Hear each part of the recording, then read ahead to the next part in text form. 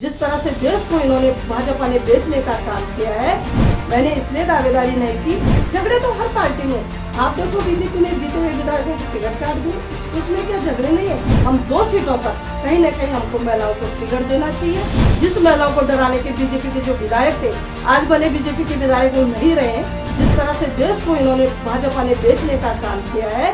नमस्कार, आप देख रहे हैं देसी न्यूज़। मैं हूं आपके साथ महेंद्र। दर्शकों, जो चेहरा आपको स्क्रीन पर दिखाई दे रहा है वो किसी परिचय की मोहताज नहीं है। डॉक्टर दर्शनी रावत जी, ये उत्तराखंड कांग्रेस का एक मजबूत चेहरा, मजबूत स्तंभ और टिहरी जनपद में महिला कांग्रेस की जिला अध्यक्ष है। दीदी, बहुत बहुत स्वागत करता हूँ आपका देसी न्यूज़ पे। बहुत बहुत धन्यवाद आपका।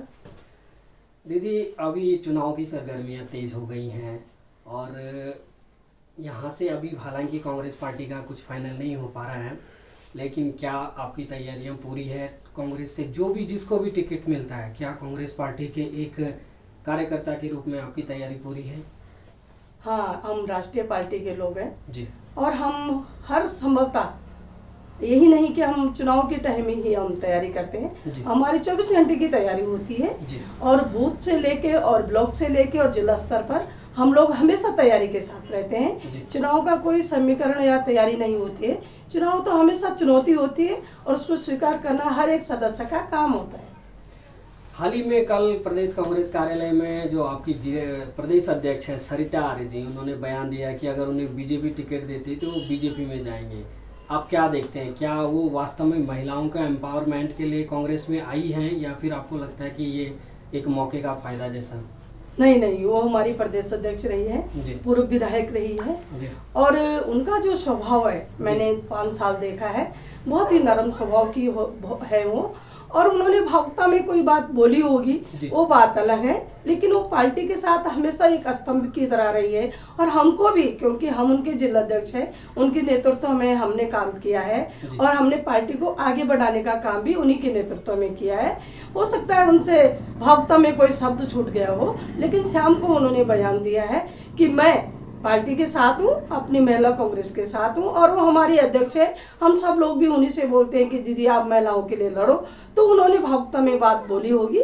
वो हमेशा पार्टी के साथ है और रहेंगी।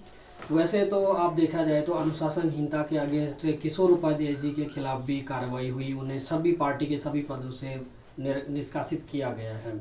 तो क्या ऐसे में सरिता आर्य जी को भी निष्कासित किया जाना चाहिए?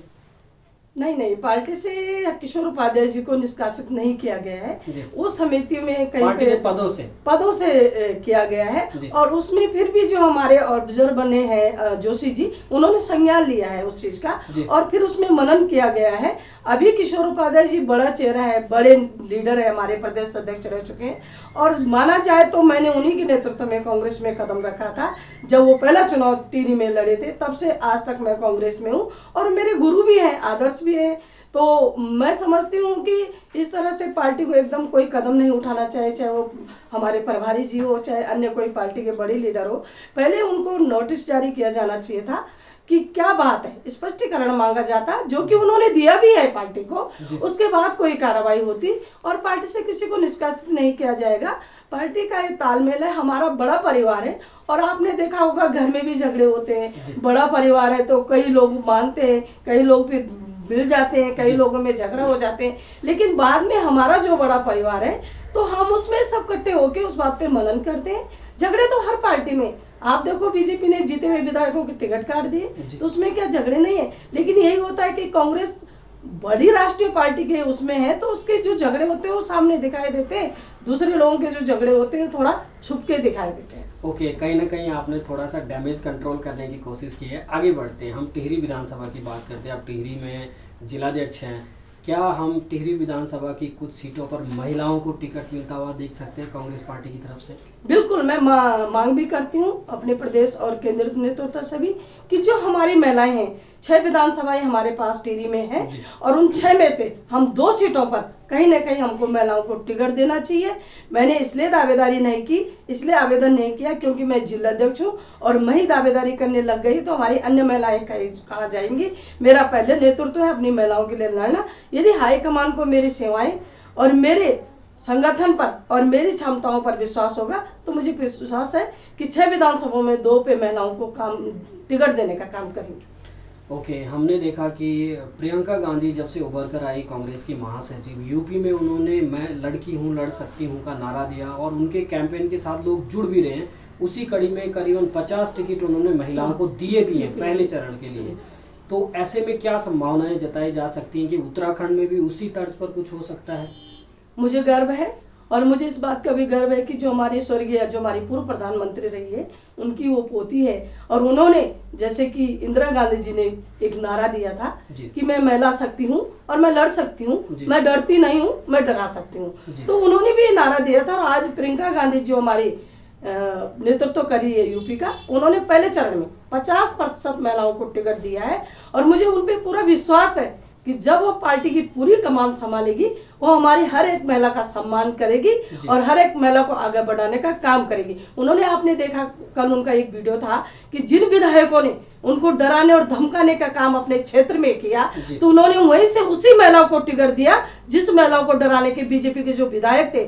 आज भले बीजेपी के विधायक वो नहीं रहे हैं, वो सपा में चले गए हैं, लेकिन उन्होंने जो डराने का काम महिलाओं को वहां पर किया, हमारी महिला प्रियंका गांधी ने उन्हीं को टिकट देने का काम किया। ये हमारे लिए गौरव की बात है और मुझे गर्व है कि मैं कांग्रेस पार्टी से हूँ।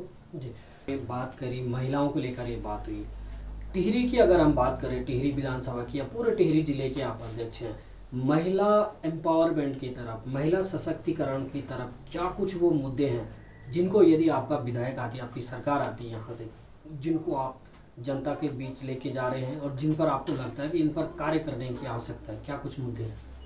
महिलाओं की जो सबसे बड़ी समस्या होती है वो आर्थिक स्थिति से बहुत कमजोर होती है, क्योंकि जो हमारा पुरुष वर्ग होता है वो सक्षम होता है इन चीज़ों में। हमारा पहला काम होगा कि हम जो छोटे छोटे समूह होते हैं उनको गांव में शुरू करें और जो हमारा जो कोटा होता है, जैसे बेरोजगारी में सबसे ज़्यादा महिलाओं की संख्या होती है, जो हमारी बेटियां हैं, हमारी जो पीआरडी के जवान होते हैं, जो हमारी पुलिस की भर्ती होती है, हम बराबर की हिस्सेदारी भागीदारी में उनको आगे बढ़ाने का काम करें। जैसे 50% अगर कहीं पे है तो उसको 20-25% करके हम उसको बांट दें। महिलाओं की भागीदारी बढ़ाने की बात, महिलाओं की भागीदारी में कह रही हूँ मैं कि महिलाओं को हम रोजगार देने का काम करें। जो हमारे छोटे छोटे समूह ग्राम सभा में होते हैं, जैसे महिला मंगल दल है, महिला समूह है, उसमें हम जो कुटीर उद्योग हमारे होते हैं, किस तरह से हम उनको, जैसे स्वेटर का काम होता है, हमारे छोटे छोटे उद्योग गांव में लगे, हमारी महिलाएं उसमें काम करें, किस तरह से हम उनको जिले में लाकर, जो हमारे शहर की महिलाएं वो एक्टिव होती है, ग्राम में जो महिलाएं होती हैं वो थोड़ा जिसकी उनके अंदर झिझक होती है तो उसकी ललक कैसे पैदा की जाए। हमारे जो स्वर्गीय राजीव गांधी जी थे, जिस तरह से उन्होंने पंचायतों में हमारी महिलाओं को बाहर निकालने का काम किया, तो आज आप देखिए हमारी 50% महिलाएं प्रधान है, क्षेत्र पंचायत है। इसी तरह से हम उसको जो आर्थिकी होती है महिलाओं की, पहले हम उसको मजबूत करें कि किस तरह से वो मजबूत हो और किस तरह से वो समाज में अपना अच्छा सा एक, क्या कहते हैं कि एक रोजगार देने का और उभर के वो काम आए और समाज का नेतृत्व करे। क्योंकि जब महिलाएं जागरूक होंगी तो कोई भी नेता हो, मैं हो या कोई भी हो, उसको गुमराह करने का काम नहीं करेंगे। और हम ज़्यादा से ज़्यादा शिक्षा और जो महिलाओं का स्वास्थ्य है, महिलाओं का जो स्वास्थ्य होता है वो बहुत कमजोर होता है। वो जिस तरह से काम करती है, मैंने देखा है, मैं स्वयं काम मैंने किया है, मैं करती हूँ। जमीन का जो हमारी खेती बाड़ी का वो काम होता है, सुबह से शाम तक वो थक जाती है। हम उसको किस तरह से उस पर थोड़ा उसको जो उसका सर का बोझ है उसको हम कम करने का काम करें। जो हमारी भैंस है, गाय है, खेती है, खलियान है, किस तरह से हम उसका बोझ कम करने का काम करें। हमारा सबसे पहले ये काम होना चाहिए कि खेती में किस तरह से हम जो हमारा उद्योग है वो काम करें ताकि हमारी खेती बची रहे। जो हमारी भैंस और गाय पालने वाली महिलाएं हैं, किस तरह से हम उनके लिए काम कर सके ताकि वो बोझ न ढोते हुए कुछ और इस तरह से काम हो, जिस तरह से हमारी भैंस गाय भी, हमारा परिवार भी, हमारी खेती बाड़ी में, हमारे गांव का भी बहुत सारे लोगों में वो आगे बढ़े। ग्राम सभाएं होना बहुत जरूरी है और गांव को बचाना भी बहुत जरूरी है और महिलाओं का बोझ करना भी कम बहुत जरूरी है। कहीं ना कहीं आपने बहुत बड़ी बात कही कि महिला का जो सशक्तिकरण है, जो बेसिक आर्थिकी है, उसको बढ़ाया जाए तो स्वभावतः उसके जीवन में परिवर्तन आएगा। ओके, आगे बढ़ते हैं। टिहरी विधानसभा में इस बार सारे लोगों ने हल्ला मचाया हुआ है कि विकास उस हिसाब से नहीं हुआ जैसा होना चाहिए था। क्या आपको भी लगता है कि वास्तव में विकास की मुख्य धारा से, वैसे तो ये मुख्यालय, जिला मुख्यालय के पास है, सबसे करीबी विधानसभा है, जैसे पूर्व की भांति कांग्रेस सरकार में यहाँ पर विकास कार्य हुए थे, क्या इस वर्ष इस बार नहीं हो पाए? बिल्कुल नहीं हुए हैं, इस बात से मैं सहमत हूँ। बीजेपी ने, हमने 57 विधायक बीजेपी को दिए हैं और बीजेपी ने 57 काम भी नहीं किए। जो हमारे टिहरी विधानसभा है, इन्होंने एक नारा दिया, हर घर नल।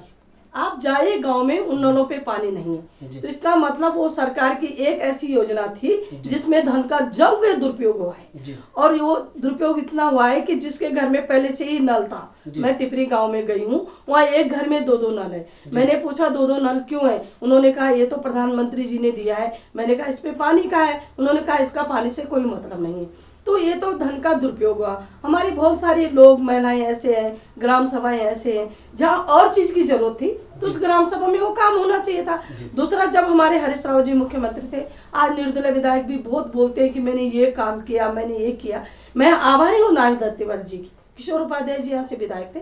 हम 12 बजे रात हमारे डेलीगेशन गया, 150 लोगों का वो डेलीगेशन था और हम लोगों ने उनसे एक ही कागज पे, किशोर उपाध्याय जी ने हमारी 5 बड़ी योजनाएं थी जो स्वीकृत कराई है। उसमें हमारा इंजीनियरिंग कॉलेज था, बीएससी नर्सिंग कॉलेज था, हृदय सुमन कॉलेज था, पीजी कॉलेज था और 2 पंपिंग, सारजूला पंपिंग योजना, कोषाताल पंपिंग योजना थी। अभी भी हम पे वो पड़ा हुआ है। लेकिन जो वर्तमान में विधायक थे, उन्होंने सिर्फ ठेकेदारों को बढ़ाने के अलावा और अपने जो भाजपा के चट्टारों थे, चौकारों थे, खाने वाले थे, उनको बढ़ाने के अलावा कोई काम टिहरी में नहीं हुआ है। 0% ये क्षेत्र रहा है और ये विधानसभा 0 में सिमट कर रह गई। आगे बढ़ते हैं जी। हमने देखा है कि कोरोना काल के दौरान हमारे प्रदेश में, हमारे जिले की बात करें हम, लगभग 65,000 युवा बेरोजगार होकर वापस आया है। क्या बीजेपी सरकार उनमें से कुछ युवाओं को रोकने में कामयाब हो पाई है या फिर वापस वो पलायन की तरफ जा रहे हैं? और यदि आपकी सरकार आती है तो युवाओं के लिए क्या कुछ रोजगार के साधन आप डेवलप करना चाहिए? भगवान करे कभी ये समय ना आए जो समय हम देख चुके हैं। कई लोगों ने अपने घर खोए, अपना परिवार खोया, एक परिवार से हमारे 4-4 लोग चले गए हैं। जो हमारे बेरोजगार भाई थे, जो आज भी वो कतार पे आ गए, फिर के होटल बंद होने वाले हैं और वो घर आने वाले हैं, उनको इन्होंने इतना गंदा नाम दिया कि प्रायवासी। तो हमारे हैं, वो कहाँ से हो गए कहीं के। दूसरा, इन्होंने उसको रोकने में कोई वो नहीं किया कि इन्होंने उनको रोका है। जो युवा घर आया था फिर वो अपनी जगह चले गया है, कोई कहीं गया है, कोई कहीं गया है और उन्होंने बिल्कुल भी उस पर ध्यान नहीं दिया। यहाँ तक कि जो लोग, मुझे याद है, मेरा कोई करीबी था, हमारा घर का ही था, मैं 2 बजे रात तक भटकती रही, 2 बजे रात तक फोन करती रही, लेकिन हमको कहीं आईसीयू रूम नहीं मिला। पता चला कि 3 बजे रात उसकी डेथ हो गई। हमारा बच्चा ही था, लेकिन हम उसके लिए कुछ नहीं कर पाए। जब हमने वहाँ के विधायक से भी मैंने बात करी, जो धर्मपुर के विधायक थे, मैंने उनसे भी बात करी, उन्होंने फोन नहीं उठाया। एक बात, बीजेपी के विधायक है, उन्होंने फोन नहीं उठाया इतनी महामारी में, और आप फोन बंद करके बैठ गए। क्या ये आपकी मानसिकता का परिचय है? तो हमारे जितने भी लोग थे उन्होंने भरसक प्रयास किया, लेकिन वो नहीं हो पाया। हमारी गवर्नमेंट नहीं थी, हम नहीं कर पाए। लेकिन मेरी कोई भी सरकार आए, मुझे विश्वास है हमारी सरकार आएगी तो हमारा सबसे पहले जो रोजगार का है उसको हम ठीक करने का काम करेंगे। और मैं कोशिश रहेगी सबकी कि जो हमारे युवा है वो अपने उत्तराखंड में ही काम करे, चाहे वो किसी भी परिप्रेक्ष्य में करें, और अपना रोजगार बढ़ाने का काम करेंगे, अपने युवाओं को भटकने नहीं देंगे, ये मैं वादा करती हूँ। बहुत बहुत धन्यवाद दीदी, आपने समय दिया और सारे प्रश्नों का आपने बेबाकी से जवाब दिया। अंत में मैं ये चाहता हूँ कि उत्तराखंड की जनता, हमने टिहरी जनपद की जनता, चुनाव सामने को क्या संदेश देना चाहते हैं, क्योंकि चुनाव सामने है? मैं यही संदेश देना चाहूंगी कि वोट कभी भी आप वोट को किसी भी तरह भाईचारा में नहीं दें। होता है कि चुनाव होता है और हम बह जाते हैं, भावनाओं में वोट नहीं देना चाहिए। ये वोट आप बेरोजगारी के नाम पे दे दीजिए, ये वोट महिलाओं के नाम पे दे दीजिए, ये वोट जिस तरह से कोरोना काल में लोगों की मृत्यु हुई है और उत्तराखंड विश्व के मरने वालों की संख्या में दूसरे नंबर पे रहा, तो मैं ये अनुरोध करना चाहती हूँ समान जनता उत्तराखंड से, मेरी विनती भी है हाथ जोड़ के कि इस समय कांग्रेस की सरकार लाए और इस उत्तराखंड को, जिस तरह से देश को इन्होंने, भाजपा ने बेचने का काम किया है, हम अपने उत्तराखंड को एक अच्छा आदर्श और एक अच्छा राज्य बना कर दे। तो इसके लिए आप कांग्रेस को लाइए और इस देश को बचाइए, इस राज्य को बचाइए और कांग्रेस को आगे बढ़ाने का काम करें। धन्यवाद।